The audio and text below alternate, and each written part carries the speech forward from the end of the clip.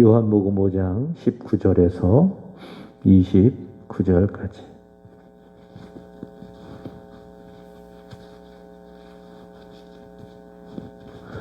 그러므로 예수께서 그들에게 이르시되 내가 진실로 진실로 너희에게 이르노니 아들이 아버지께 하시는 일을 보지 않고는 아무것도 스스로 할 수 없나니 아버지께서 행하시는 그것을 아들도 그와 같이 행하느니라.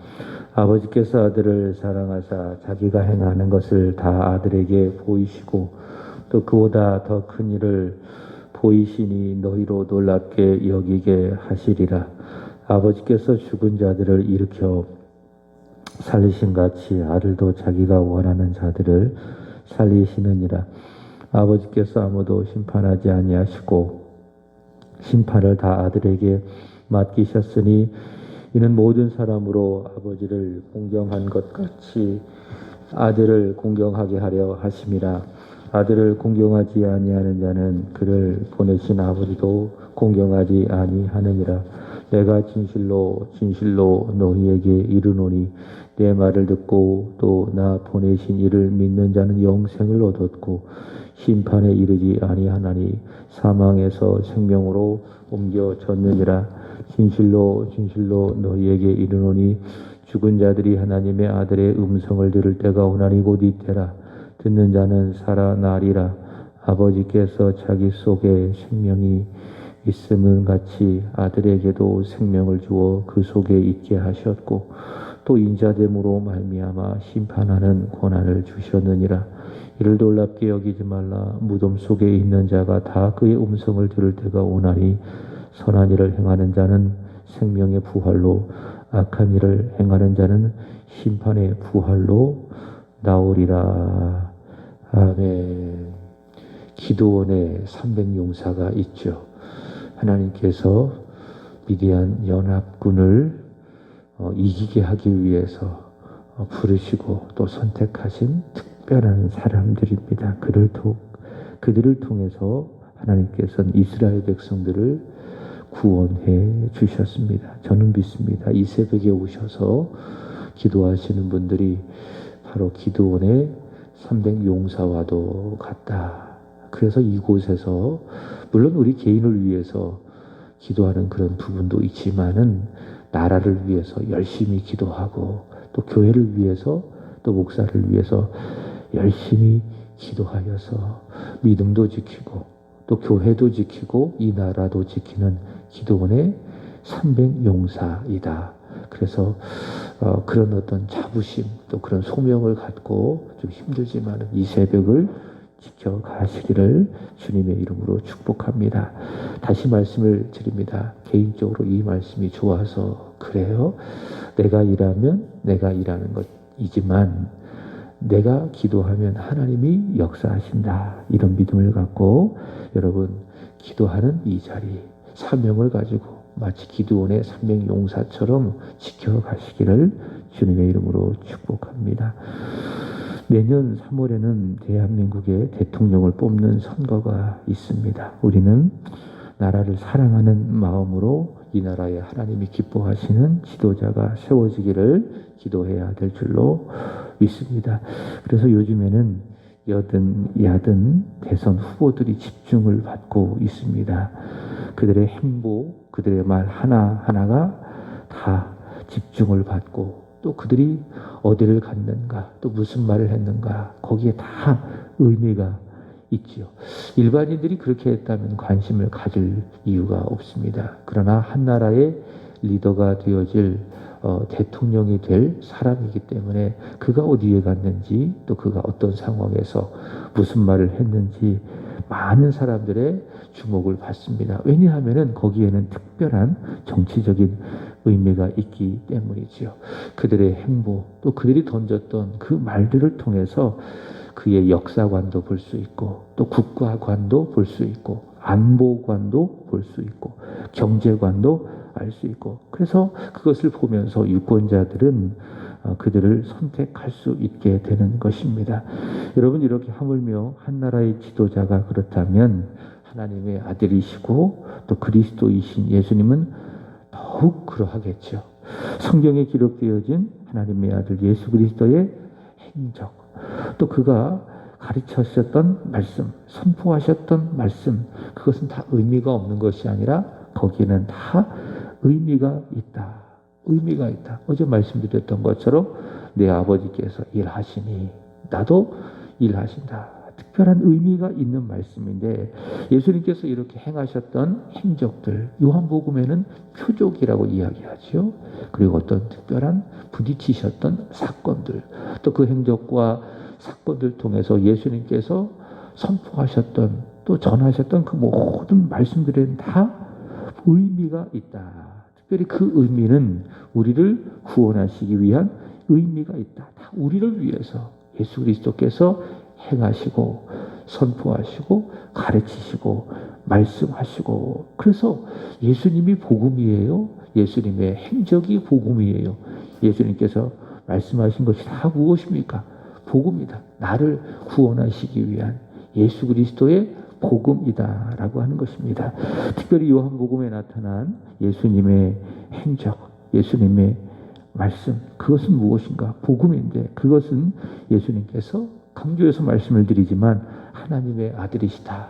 그리고 그분은 하나님께서 기름 부으신 그리스도이시다. 그것을 증언하고 있고, 더 나아가 누구든지 그를 믿으면 그의 이름을 힘입어 영원한 생명을 얻는다. 바로 이 복음을 요한복음은 말씀하고 있다라고 하는 것이지요.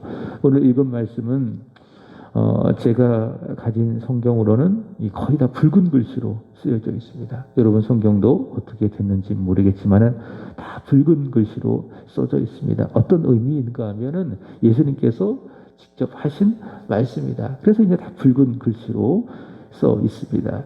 그래서 예수님께서 하신 말씀은 붉은 글씨로 복음서에는 쓰여져 있고, 또 그렇지 않은 말씀은 이 검정색 글씨로 써져 있고, 물론 붉은색으로 예수님께서 하신 말씀을 구분한 것이 어떤 면에서는 좋지만 또 한편으로는 그렇게 좋은 면도 있는 것이 아닙니다. 왜냐하면은 디모데후서 3장 16절, 우리가 가진 성경관이죠. 모든 성경은 하나님의 감동으로 기록되어진 하나님의 말씀이다. 이렇게 이야기하고 있지 않습니까? 맞습니다. 우리는 그렇게 믿습니다. 모든 성경은 성령 하나님의 감동으로 기록되어진 하나님의 말씀. 창세기부터 계시록까지 모든 성경은 하나님의 말씀이다. 그래서 글자 하나하나, 단어 하나하나, 문단 하나하나 다 무엇입니까? 우리에게 주어진 하나님의 감동으로 기록되어진 하나님의 말씀이다.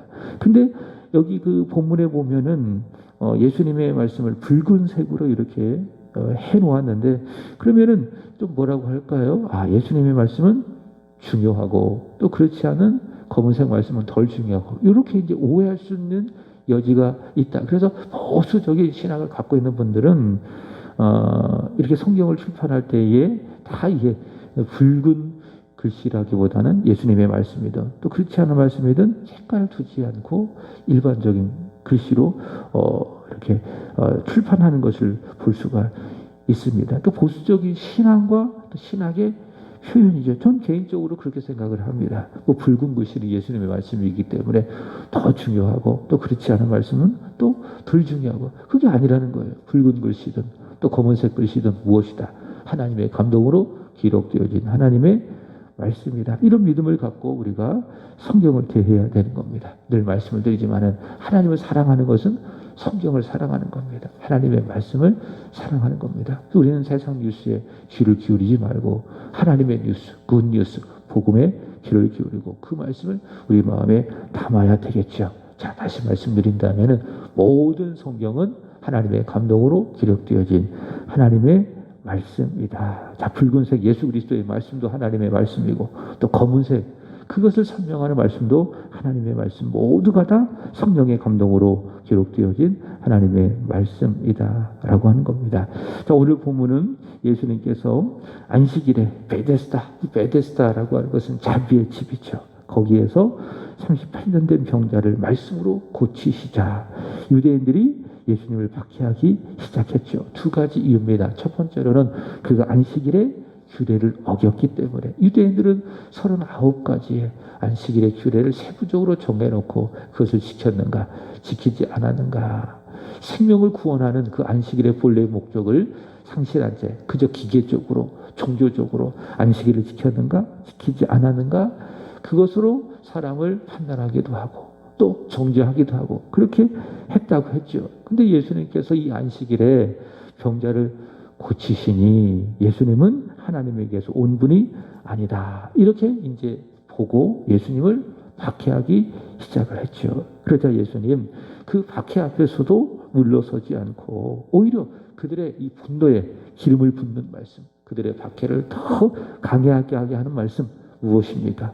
요한복음 5장 17절. 내 아버지께서 일하시니 나도 이제까지 일한다. 내 아버지께서 이제까지 일하시니 나도 일하신다. 라고 말씀하고 있습니다. 여러분, 이 예수님을 믿으면 이 말씀 앞에 아멘, 그렇습니다 하고 동의하고 믿을 것입니다.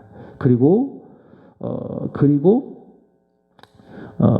들으려 하지 않는 그런 사람들, 들으려고 하지 않는 사람들, 믿지 않는 사람들은 어떻게 반응하는가? 예수님을 더욱더 죽이려고 하죠. 내 아버지께서 일하시니 나도 일한다. 예수님을 믿으면 아멘, 그렇습니다.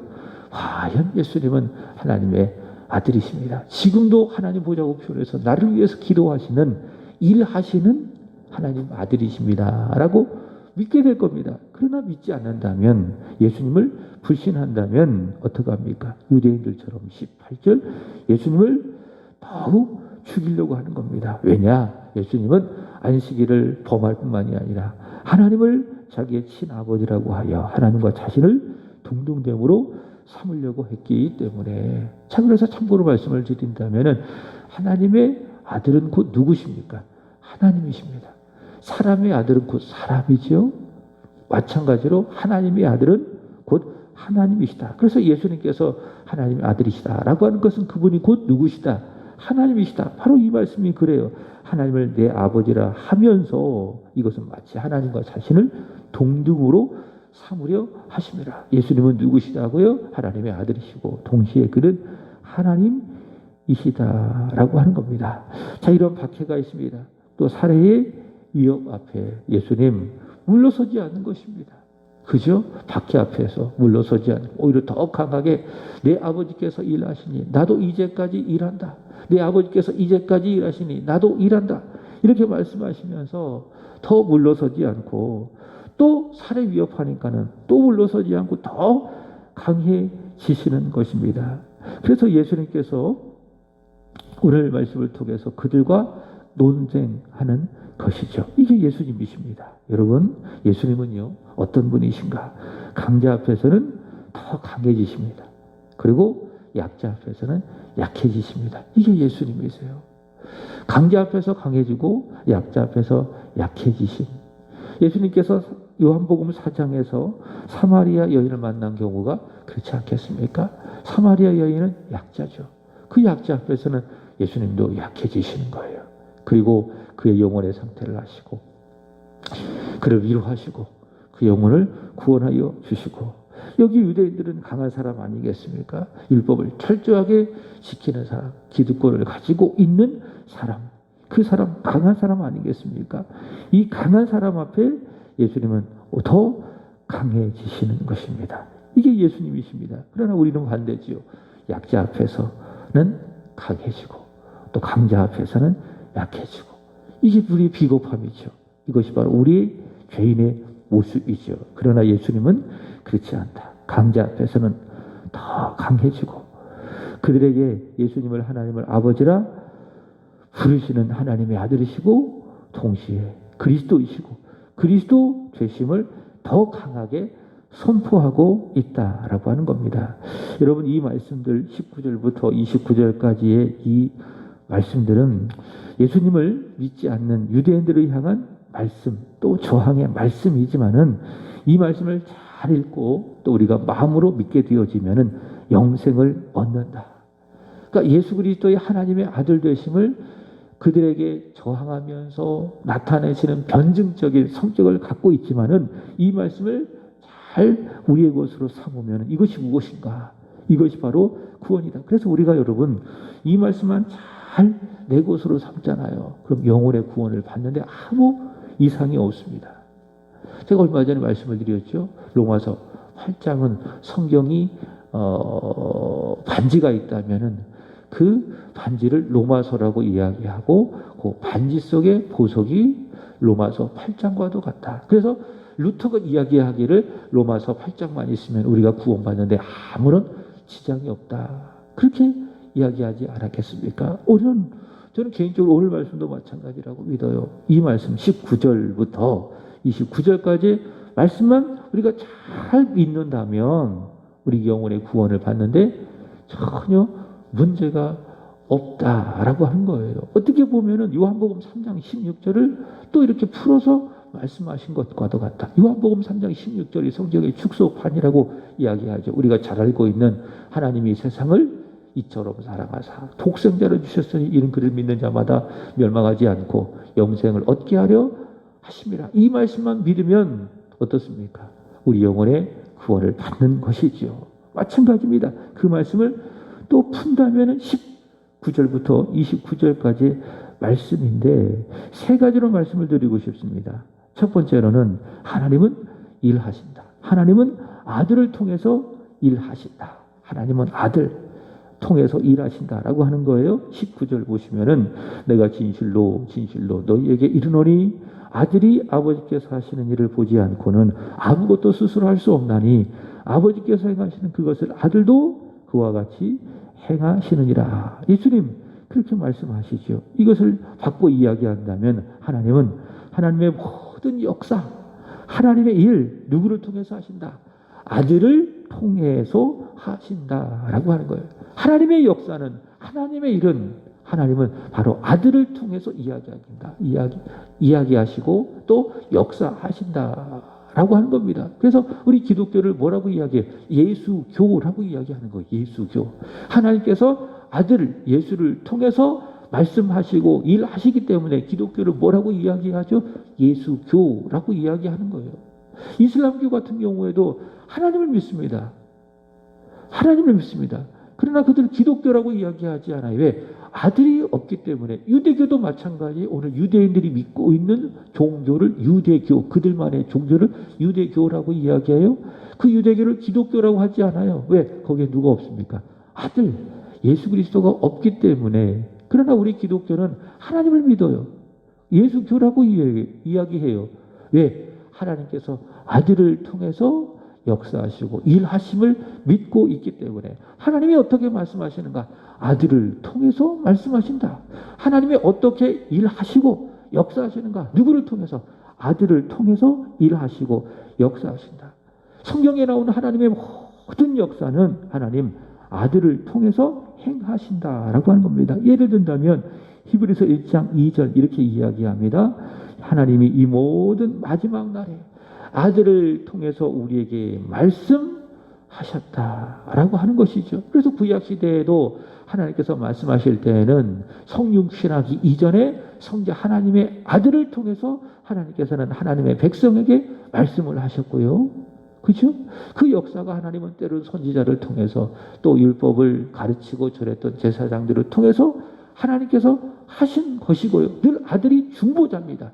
하나님과 사람 사이의 중보자로 세워지셔서 하나님 그 아들을 통해서 말씀을 하셨고 마지막 날에는 하나님께서 직접 보내신 하나님의 아들을 통해서 말씀하시는 겁니다. 그래서 예수님께서 말씀하시지요.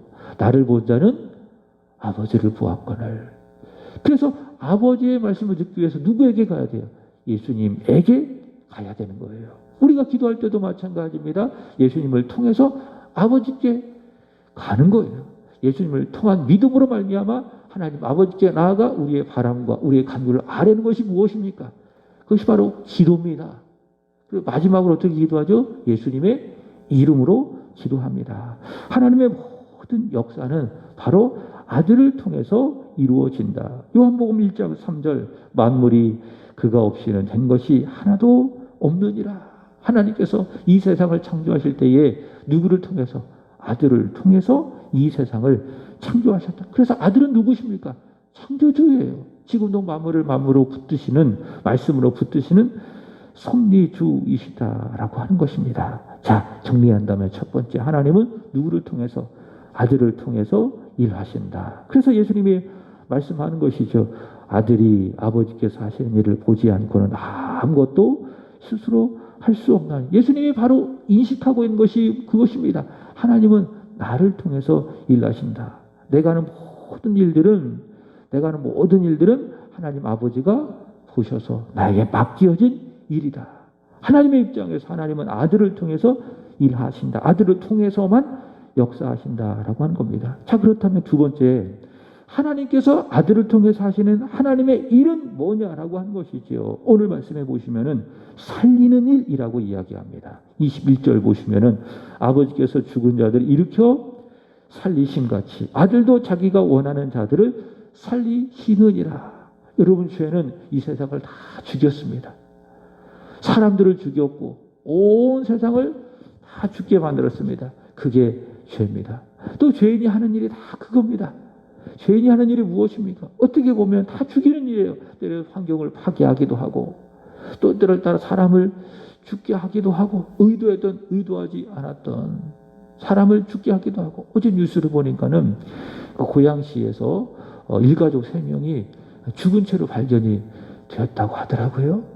알고 보니까 그들이 기초생활 수급자입니다. 이제 추측하건대 경제적인 그런 어려움으로, 생활고로 아마 온 가족이 그 극단적인 선택을 하지 않았을까. 어떻게 보면 환경이 그들 그 죽음으로 몰아간 것입니다. 이게 사람이 하는 일이에요. 또 죄가 지배하는 이 세상이 하는 일입니다. 다 뭡니까? 다 죽이는 일이에요. 죄가 목표하고, 또 죄를 가지고 있는 사람이 어떻게 보면 사람과의 관계 속에서 자신의 분노를 참지 못하고 자기의 악한 본성이 최대한으로 발휘되어질 때에 자기 스스로를 죽이기도 하고 또 타인을 죽이기도 하고. 죄가 하는 일, 죄인이 하는 일 무엇이다? 사람을 죽이는 일, 살리는 일이 아니라 죽이는 일 아니겠습니까? 그게 죄의 모습이에요. 죄의 무서움이죠. 그러나 하나님은 그렇지 않다. 하나님은 어떤 분이십니까? 그 죄인을 살려주시는 분입니다. 죄로 물든 이 세상을 살려주시는 분입니다. 그게 하나님입니다. 하나님은 누구신가? 생명을 주시는 분이 바로 하나님이시다라고 하는 겁니다. 다시 말해 구원, 성경이 말하고 있는 영생, 중생, 구원, 영원한 생명을 주시는 분이 누구시라고요? 하나님이시다. 그래서 성경에 기록되어진 하나님의 살리시는 일은 뭐냐? 구원을 말하는 거예요. 구원. 그래서 아버지께서 죽은 자들을 살리신과도 같이 하나님은 아들을 통해서 자기가 원하는 자들을 살리신다라고 하는 겁니다. 바로 하나님께서는 구원하신 일을 누구를 통해서? 아들을 통해서 하시는 거예요. 이게 기독교의 구원론이에요. 그러니까 다른 길은 있습니까? 없습니까? 없습니다. 하나님께서 우리에게 구원받을 만한 다른 길을 사도행전 4장 12절 주신 일이 있습니까? 없습니까? 없어요.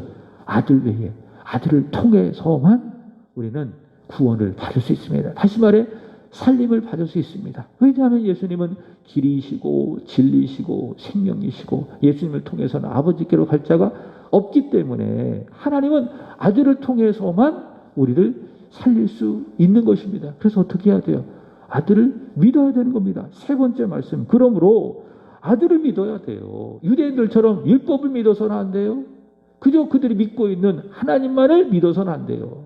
아들을 통해서 계시된, 아들을 통해서 선포되어진 하나님, 그 아들을 믿어야 되는 거예요. 그 아들을 믿어야 된다. 그래서 아들을 믿으면은 영생을 얻는다. 그러나 믿지 않으면은 심판을 받는다. 23절 보시기 바랍니다. 이는 모든 사람으로 아버지를 공경하는 것 같이 아들을 공경하게 하려 하심이라.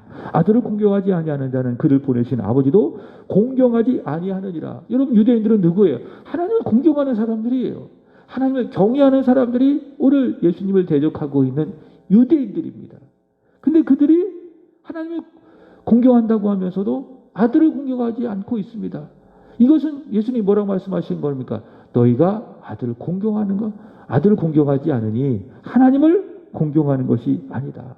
하나님의 역사는 아들을 통해서, 하나님이 구원하신 일은 아들을 통해서 행해지는데 너희가 아들을 공경하지 않으니 너희는 아버지를 공경한다고 이야기하지만은 그것은 공경하는 것이 아니다. 얼마나 모순적인 신앙을 갖고 있는 사람이 그들 아니겠습니까? 그죠? 아들을 믿어야 누구를 믿는 것이다. 하나님을 믿는 것이다. 아들을 떠나서는, 예수를 떠나서는 우리는 하나님을 알 수도 믿을 수도 없다. 이게 기독교예요. 이게 기독교의 복음이에요. 아들을 믿는 것이 중요하다. 24절도 마찬가지죠. 내가 진실로 너희에게 이르노니 내 말은 누굽니까? 아들의 말, 예수님의 말을 뭐하고 듣고, 믿음은 뭡니까? 듣는 거예요. 공경하는 것, 듣는 것. 들으면 나를 보내신 이를 믿는 자, 아들을 믿어야 돼요. 그리고 예수님 보내시는 하나님을 믿으면 영생을 얻었고 심판에 이르지 아니하나니 사망에서 생명으로 옮겼느니라. 그래서 아들을 믿으면, 아들을 들으면은 그것이 무엇입니까? 그것이 바로 믿음인데 그 사람은 영생을 얻는다. 사망에서 생명으로 옮겨진다. 그러나 반대로 공경하지 않으면, 아들을 공경하지 않으면은, 아들을 믿지 않으면은, 아들을 듣지 아니하면은 어떻습니까? 사망이 그 상태에 이렇게 머물러 있는 것이죠. 요한복음 3장 18절에 의한다면은 믿지 아니함으로 벌써 심판을 받는 것입니다. 아들을 믿지 않는 그 자체가 무엇이다? 심판을 벌써 받는 것이고, 세례 요한이 말하고 있는 것처럼 하나님의 진노가 그 위에 머물러 있게 되어지는 것입니다. 자, 말씀을 마칩니다. 여러분, 아들을 믿어야 됩니다. 그래서 기독교 복음에서 오직 예수 말하는 것이 바로 이런 이유입니다. 오직 예수밖에, 예수 떠나서는 아무것도 할 수 없다라고 하는 의미가 바로 이런 신앙적인 복음적인 의미를 가지고 있다. 하나님은 아들을 통해서만 일하시고, 그 일은 뭐냐? 살리는 일인데, 그러므로 아들을 공경해야 된다. 아들을 믿어야 된다. 아들을 믿으면은 살아난다. 아들을 믿으면은 사망에서 생명으로 옮겨진다. 영원한 생명을 얻는다. 그래서 답은 뭡니까? 오직 예수, 오직 아들, 오직 하나님의 아들을 믿는 믿음이 중요하다라고 하는 겁니다. 여러분, 예수님은 하나님의 아들이십니다. 그를 믿는 믿음이 있습니까? 그 믿음이 더 깊어지고 견고해지기를 주님의 이름으로 축복합니다. 기도드리겠습니다. 하나님 아버지, 아들을 통해서 일하시니 감사합니다. 아들 예수 그리스도로 우리를 만드시고 사망에서 생명으로 옮기사 우리를 구원해 주심에 감사합니다. 아들 예수 없이 우리는 아무것도 아니며 또한 아무것도 할 수 없음을 믿게 하여 주시고, 아들 예수로 살아가는 믿음 은혜 부어 주시기를 원합니다. 하나님, 오늘은 산부역을 위하여 기도드립니다.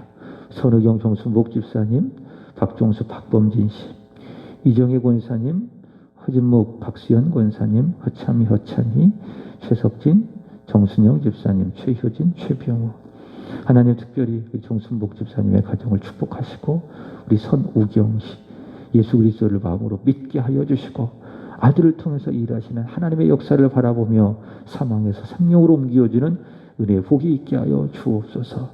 치열하게 힘들게 살아가고 있지만 주님을 사랑하고, 어렵지만 주 앞에 나와 예배하시는 우리 박수연 권사님을 긍휼히 여겨주시기를 원하며, 삶의 현장 속에서도 임재하시고 살아 역사하시는 하나님을 사랑하고 신뢰하고 또 교회를 향하여 그의 마음이 늘 열려있게 하여 주시옵소서. 우리 특별히 새벽을 깨워 기도의 용사로서 이 자리를 지켜가시는 우리 정순용 집사님을 축복해 주시기를 원하며, 새벽마다 매 시간마다 하나님의 말씀을 들을 때에 하나님, 믿음은 들음에서 난다 말씀해 주셨사오니 그 믿음의 깊이가 점점 깊어져서 그리스도 안에서 계시되어지는 하나님 아버지를 더 뜨겁게 사랑하는 하나님의 교회를 잘 섬겨가는 우리 집사님 되게 하여 주옵소서. 집사님의 믿음이 보화, 보석과 같은 믿음이 되어 하나님 남편 되시는 우리 최석진 씨도 예수 믿게 하여 주시고, 하나님 두 자녀 최효진, 최병우에게도 하나님의 복이 임하게 하여 주시옵소서. 특별히 우리 딸 최효진 씨 호주에서 살아가고 있습니다. 하나님 필요한 것 아시오니 때를 따라 돕는 대로 오늘도 베풀어 주시고 지켜가시는 은혜가 있기를 간절히 원하며, 무엇보다도 하나님의 살아계심을 믿으며 예수 그리스도의 사람으로 변화되어지도록 축복하여 주시기를 간절히 원합니다. 하나님, 수술 후에 회복 중이신 우리 김승기 권사님을 긍휼히 여겨 주시기를 원합니다. 하나님, 피 묻은 손으로 안수하여 주시고 수술되어진 부위가 건강하게 회복할 수 있도록 도와주옵소서. 걷기도 하고 뛰기도 하며 하나님을 잘 섬겨가시는 권사님 되게 하여 주시옵소서. 이종태 목사님의 건강도 지켜주시고 결과가 나왔사오니 하나님 건강하게 이후의 모든 치유의 과정을 잘 감당하여 다시는 그런 어려움, 그런 고통 당하지 아니하도록 하나님께서 인도하여 주옵소서. 오늘도 드려지는 수요 예배 모이게 힘쓰게 하여 주시고 은혜 받게 하여 주시고 무엇보다도 하나님 앞에 영광 올려드리는 좋은 예배, 하나님이 기뻐하시는 예배가 되게 하여 주옵소서. 이 시간 우리가 기도하겠사오니 들으시옵소서. 아들의 이름으로 말미암아 하나님 아버지 앞에 간절히 기도하겠사오니 들으시고 응답하여 주옵소서. 새벽에 도우시는 하나님, 손을 내밀어 우리를 일으켜 주시는 하나님, 우리가 드리는 기도를 통하여 경험하게 하여 주옵소서. 감사하며 구주 예수님의 이름으로 기도하옵나이다. 아멘. 하늘에 계신 우리 아버지여, 이름이 거룩히 여김을 받으시오며 나라에 임하옵시며 뜻이 하늘에서 이루어진 것 같이 땅에서도 이루어지리라. 오늘날 우리에게 일용할 양식을 주옵시고 우리가 우리에게 죄진 자를 사하여 준 것 같이 우리의 죄를 사하여 주옵시고